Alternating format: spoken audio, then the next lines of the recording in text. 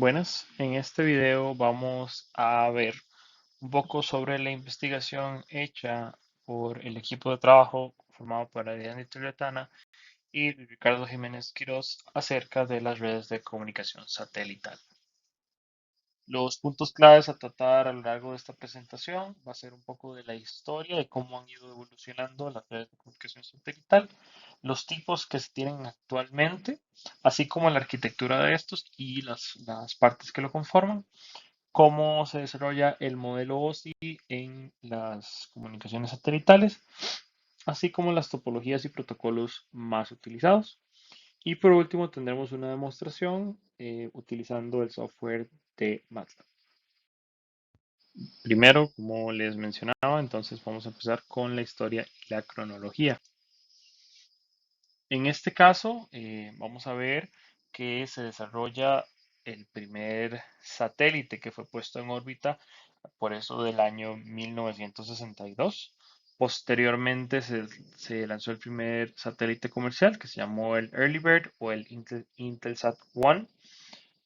Eh, 25 años después se pone la primera constelación de satélites en órbita, que es el Iridium. Luego se mejora el servicio de Internet perdón, de alta velocidad con Castar y posteriormente, o lo que más se habla hoy en día, es con el uso de Starlink. Entonces, como les mencionaba, acá tenemos el Telstar 1. Esto se puso en órbita en 1962 y fue un desarrollo conjunto entre Estados Unidos y Europa. Principalmente se diseñó para la conexión interatlántica y poder enviar señales de televisión, radio y datos. Luego tenemos el Early Bird o el Intelsat 1. Se puso en órbita en 1965 y básicamente quería hacer lo mismo que el anterior, pero es el primer satélite comercial que proporciona todos estos servicios. Esta es una muestra del Iridium, que fue parte de los satélites que se enviaron a hacer la primera constelación de los satélites allá en 1990. Este es el CASTAR. Es nada más importante notar que este no es como tal el primer CASTAR que se mandó. Este es el CASTAR generación 6. Eh, entonces no es exactamente igual, pero es la imagen más cercana que pudimos encontrar al respecto. Y este se puso en órbita en el año 2000 para mejorar el Internet de alta velocidad mediante una constelación de estos satélites. Y por último, como les mencioné anteriormente, el que está más de moda, digámoslo así, es Starlink, que empezó en 2018 a ponerse en órbita y a día de hoy seguimos viendo que lanzan satélites al espacio con cierta frecuencia. Y la idea es que haya internet de altas velocidades en zonas remotas. Para nosotros tener la clasificación o los tipos de satélites o sistemas satelitales, van a estar según la órbita en que se encuentren, según las leyes de Kepler. Entonces, va a haber órbita baja, media y geoestacionaria. La baja es la LEO, low, ¿verdad? La media y la geoestacionaria. Entonces, em, la geoestacionaria se refiere a que con respecto a la Tierra, ella siempre va a estar pues en el mismo punto, digamos, en referencia con la Tierra, porque se va a mover en relación o de forma síncrona con la Tierra y siempre va a estar en el mismo punto desde el punto en que se observa. Y acá podemos ver unos, acá podemos ver más o menos el tiempo que toma la transmisión de datos para cada uno de ellos. Entonces, empezamos con la órbita baja o la LEO. Estas se van a ubicar entre 160 kilómetros hasta 2500 kilómetros. Eso es lo que se va a considerar la órbita baja. Es lo que está más cercano a la Tierra. No son geosíncronos, ya que para que estos fueran geosíncronos, la velocidad tendría que ser muy, muy, muy, muy rápida, ¿verdad? Para poder ir al mismo ritmo que la Tierra y pues se dañaría y no sería viable. Em, Estos van a tener un periodo de visibilidad en el cielo nocturno, digámoslo así, en el cielo del espacio, de entre 10 y 20 minutos. Y estos son los que tienen mayor cobertura. De igual forma, estos son los que más hay, porque, como ya vamos a ver, se necesitan, por ejemplo, más satélites LEO para cubrir, por así decirlo, la misma área que cubrirían satélites MEO. Pero este es muy utilizado cuando queremos aplicaciones de alta velocidad, ya que la latencia es pues mínima, ¿verdad? Ya que son los que se encuentran más cercanos a la Tierra. Luego la órbita media, pues como vimos acá perdón, en la diapositiva anterior, se encuentra en un punto medio, ¿verdad? Y como su nombre lo indica, y necesita menos satélites, como les mencionaba, para cubrir la misma zona que un LEO, ¿verdad? Y en este caso van a ir o se van a entender los satélites de órbita media cuando van de entre los 8.000 y 20.000 kilómetros a partir de la superficie de la Tierra. Y estas en el cielo nocturno se van a ver entre alrededor de 2 a 8 horas. Y como les mencioné anteriormente, la geoestacionaria funcionan o se les llama así porque están ubicados de forma síncrona con la órbita terrestre, ¿verdad? Entonces parece que están en un solo punto y es porque se van moviendo en relación al planeta Tierra. Y de igual forma van a cumplir los mismos ciclos, ¿verdad? De 24 horas o de cada día de, de la Tierra. Y ellos no necesitan un sistema de seguimiento para rastrearlos porque ya vamos a saber dónde está. Por lo que les decía, que parecen que están en un punto fijo. Y estos se van a utilizar nuevamente donde yo no necesite tanta cantidad de satélites porque tienen mucha cobertura, pero van a funcionar en espacios donde la latencia no sea una prioridad. Entonces van a durar mucho más tiempo transmitiendo la información. La arquitectura va a constar de tres partes principales: el segmento terrestre, control y espacial. El terrestre es todas las antenas, receptores, transmisores, etcétera, que tengamos nosotros acá para poder enviar y recibir señales hacia los satélites, ¿verdad? O hacia o desde los satélites que ya están puestos allá en el espacio.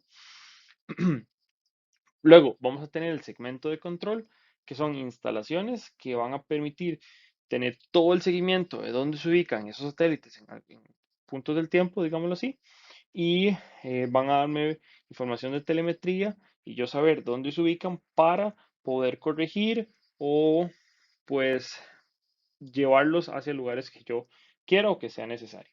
De igual forma, aquí se van a asignar todos los recursos que se tengan a mano para poder satisfacer con la demanda de los clientes, ¿verdad? O de los usuarios, ya sea administrando potencia, moviendo las frecuencias, etcétera. Y por último está el segmento espacial. Este, pues ya son los satélites como tal que están puestos en el espacio. eh, Van a estar los satélites y múltiples satélites de repuesto o dispositivos de repuesto, que son algunos que se encuentran adyacentes y lo que se van a hacer es que se van a mover en el caso de que alguno de los otros falle, como para reemplazarlo.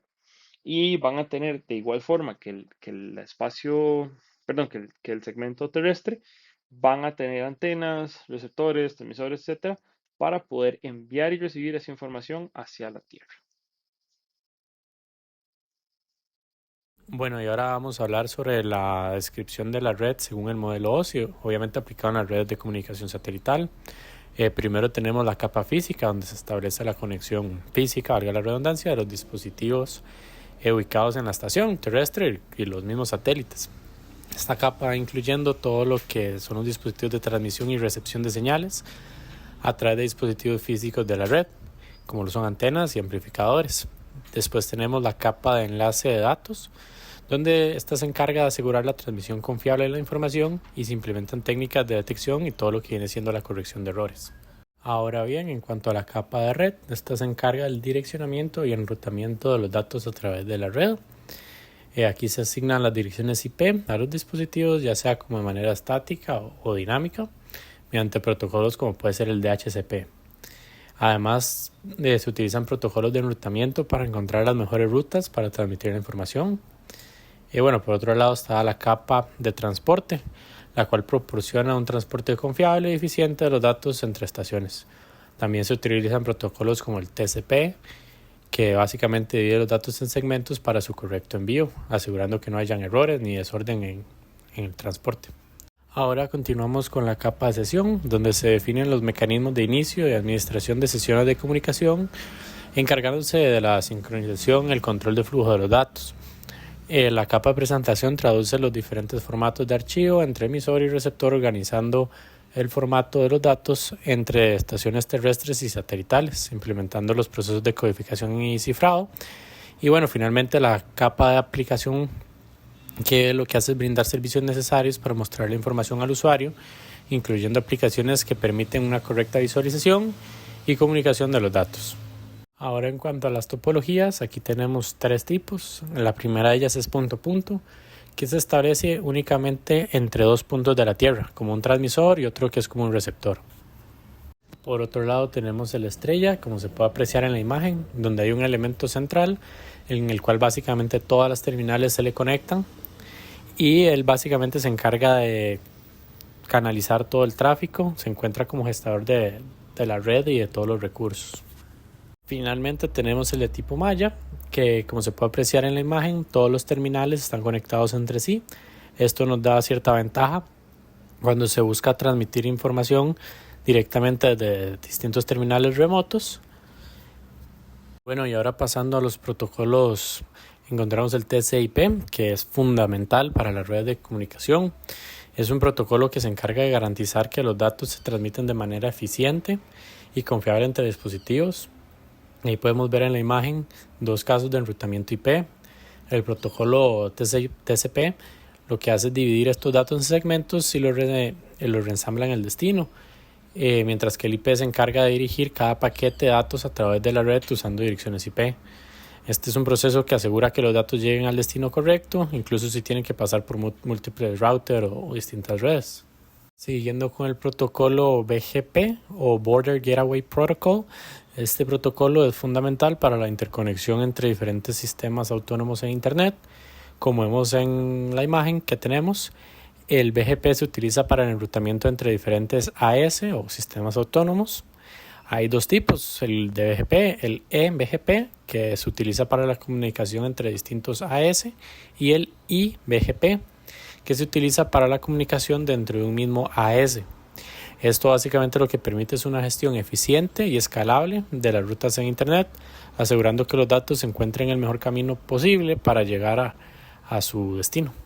Y finalmente tenemos el protocolo MPLS, Multi-Protocol Label Switching, que es una técnica utilizada para dirigir los datos a través de una red basada en etiquetas.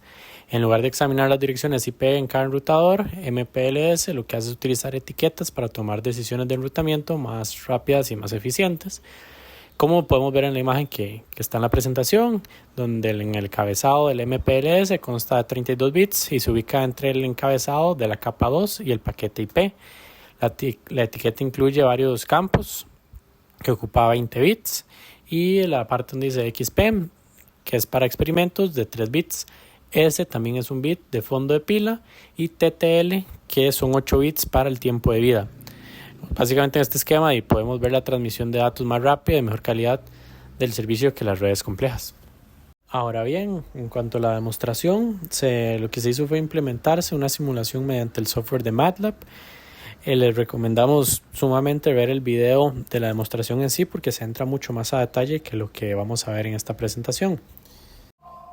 Pero bueno, básicamente lo que se hizo fue que con el estándar DVB-S2, que es un estándar de transmisión por satélite de segunda generación, que lo que hace es mejorar la eficiencia del ancho de banda y la calidad de la señal en comparación al anterior estándar que existía, que era el DVB-S. Y obviamente este estándar es sumamente crucial para la transmisión de televisión por satélite y cualquier otro servicio de comunicación. Entonces, de la mano con este estándar y con MATLAB existe una herramienta que que se puede usar mediante el software y así se simula y evaluamos rendimientos de diversos esquemas.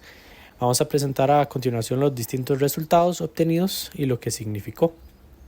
Bueno, y cuando corremos la simulación obtenemos dos resultados principales. El primero es esta imagen que podemos ver, que es un diagrama de constelación. Se pueden ver que está como un montón de puntitos amarillos, donde no hay como mucha presión en estos datos. Y después en la otra diapositiva podemos ver el diagrama que analiza el espectro. Aquí lo más importante y lo que hay que rescatar es que ambos resultados tienen mucho ruido, tienen mucha interferencia y obviamente ese no es el resultado deseado cuando se busca este tipo de transportación de datos. Por eso que aquí en este otro diagrama de constelación vemos el otro diagrama donde ya se le corrige el ruido, ya se le han hecho todas las correcciones que se debían hacer y podemos obtener un resultado mucho más claro, viendo un resultado mejor. Y como se mencionaba antes, es un resultado mucho más deseado para la interpretación de todos estos datos enviados y recibidos. De igual manera, aquí se puede ver el PER y el VER como cero. Básicamente eso es porque en la simulación se logró eliminar al 100%. Esto es algo pues, que se logró en una simulación, no siempre va a ser el escenario de la vida real, pero tampoco es algo completamente diferente a lo que se podría llegar a obtener. Eso sería todo. Muchísimas gracias.